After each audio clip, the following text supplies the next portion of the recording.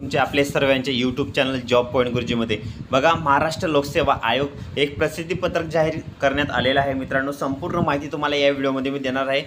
बघा, लिपिक आणि टंकलेखक याबाबत मित्रांनो कौशल्य चाचणीबाबत आपल्याला सूचना प्राप्त झालेल्या आहेत। संपूर्ण माहिती तुम्हाला या व्हिडिओमध्ये मी देणार आहे, त्यामुळे हा व्हिडिओ थोडा पण अनस्किप न करता पूर्ण बघा। अतिशय इम्पॉर्टंट अशी अपडेट आहे, त्यामुळे हा व्हिडिओ तुम्ही कंटिन्यू पूर्ण बघा।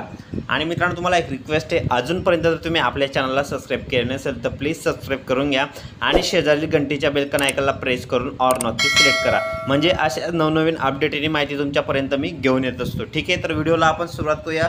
समोर बघू शकता मित्रांनो, तुम्ही आता प्रसिद्धीपत्रक जाहीर केलेला आहे। विषय बघू शकता, महाराष्ट्र घटक सेवा मुख्य परीक्षा 2023 लिपिक व टंकलेखक घटक संवर्गाच्या टंकलेखन कौशल्य चाचणीबाबत जाहिरातीचा संदर्भ बघू शकता। ठीक आहे, तर मित्रांनो व्हिडिओला आपण सुरुवात करूया। बघू शकता तुम्ही इथं आयोगामार्फत रविवार दिनांक 17 डिसेंबर 2023 रोजी घेण्यात आलेल्या महाराष्ट्र घटक सेवा मुख्य परीक्षा 2023 करता जाहिरात प्रसिद्ध करण्यात आली होती बघा।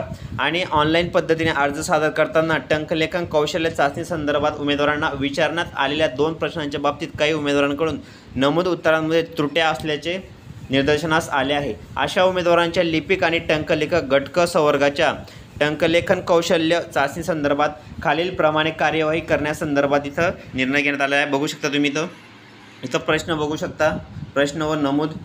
ठीक आहे, तर इथं बघा, पहिला नंबरचा बघा, टंकलेखन कौशल्य चाचणी संदर्भात 2 किंवा प्रश्नांपैकी 1 क्रमांकाचे प्रश्न मराठी अथवा इंग्रजी नमूद केले आहे, तथापि प्रश्न क्रमांक 2चे उत्तर नमूद केले नाही, अथवा प्रश्न क्रमांक 2चे उत्तर प्रश्न क्रमांक 1च्या उत्तराशी विसंगत आहे। तर इथं कार्यवाही बघू शकता, उमेदवारांच्या प्रश्न क्रमांक 1च्या उत्तरानुसार त्यांच्याकडे मराठी अथवा इंग्रजी पैकी ज्या भाषेचे टंकलेखन प्रमाणपत्र आहे त्या भाषेची टंकलेखन कौशल्य चाचणी घेतली जाईल। पुढे बघा मित्रांनो, टंकलेखन कौशल्य चाचणी संदर्भातील 2 प्रश्नांपैकी प्रश्न 1 क्रमांकाचे उत्तर मराठी व इंग्रजी अशा 2 भाषेचे टंकलेखन प्रमाणपत्र असल्याचे नमूद केले आहे, तथापि प्रश्न क्रमांक 2चे उत्तर नमूद केले आहे मराठी भाषेची टंकलेखन कौशल्य चाचणी घेण्यात येईल। तर समोर बघू शकता तुम्ही, टंकलेखन कौशल्य चाचणी संदर्भातील दोन्ही प्रश्नांची उत्तरे नमूद केली नाहीत अथवा उत्तर नमूद 0 नमूद केले आहेत। बघा, उमेदवारांच्या अर्जातील शैक्षणिक अर्हतेमध्ये नमूद माहितीनुसार खालीलप्रमाणे कार्यवाही घेण्यात येईल। उमेदवारांकडे मराठी व इंग्रजी दोन्ही भाषेचे टंकलेखन प्रमाणपत्र असणं आवश्यक आहे। तर तुम्ही इथं बघू शकता मित्रांनो। ठीक आहे, तर आवश्यक चाचणी घेण्यात येईल आणि उमेदवारांकडे मराठी भाषेचे टंकलेखन प्रमाणपत्र असल्यास मराठी भाषेची टंकलेखन कौशल्य चाचणी घेण्यात येणार आहे। तर इथं महत्त्वपूर्ण सूचना दिलेल्या आहेत, तुम्ही बघू शकता। उमेदवारांकडे इंग्रजी भाषेचे टंकलेखन प्रमाणपत्र असल्यास इंग्रजी भाषेची टंकलेखन कौशल्य चाचणी घेण्यात येईल। ज्या उमेदवारांच्या अर्ज सादर करताना टंकलेखन कौशल्य चाचणी संदर्भातील दोन्ही प्रश्नांची उत्तरे नमूद केले आहेत, अशा उमेदवारांच्या त्यांनी अर्ज सादर करताना नमूद केलेल्या उत्तरानुसार टंकलेखन कौशल्य चाचणी संदर्भात घेण्यात येईल। बघा, जे सहसचिव आहेत माहिती तंत्रज्ञान, त्यांनी इथं माहिती दिली नवी मुंबई।